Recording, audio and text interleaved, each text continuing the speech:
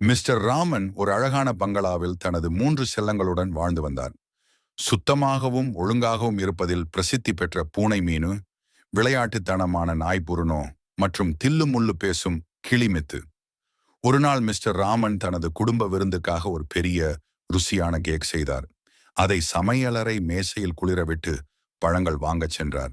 அந்த மனம் மூவரையும் கவர்ந்தது. மீனு நினைத்தது, சிறிது துண்டு மட்டும் எடுப்பேன். புருனோ நினைத்தது, ஒரு சிறிய லிக் மட்டும், யாரும் கவனிக்க மாட்டாங்க. மித்து நினைத்தது, நான் சுவைத்து பார்த்து சொல்லுகிறேன். ஆனால் மூவரும் சிறிது என எடுத்துக்கொண்ட போது கேக் சிறிது சிறிதாக குறையத் தொடங்கியது. சில நேரத்தில் மேசையில் மிச்சமிருந்தது வெறும் துளிகள் மட்டுமே. மிஸ்டர் ராமன் வீடு திரும்பிய போது செல்லங்கள் வெட்கத்துடன் பார்த்தன. அவர்களின் முகங்களை பார்த்த அவர், ஒரு விருந்து என்றால் எல்லாரும் சேர்ந்து அனுபவிக்க வேண்டியது, சின்ன சின்ன துண்டுகளாக திருட வேண்டியது அல்ல என்று சொன்னார். அடுத்த நாள் மூவரும் அதை சரி செய்ய முடிவு செய்தனர். மீனு புதிய ஆப்பிள்களை கொண்டு வந்தது, புருனோபால் கொண்டு வந்தது, மித்து குரல் கொடுத்து மிஸ்டர் ராமனின் நண்பர்களை அழைத்து வந்தது. சேர்ந்து அவர்கள் இன்னும் பெரிய கேக் செய்து அனைவருடனும் பகிர்ந்து கொண்டனர்.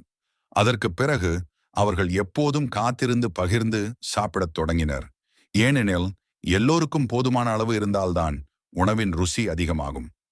பாடம்: பகிர்ந்து கொள்வது தனியாக எடுப்பதை விட அதிக மகிழ்ச்சியை தரும்.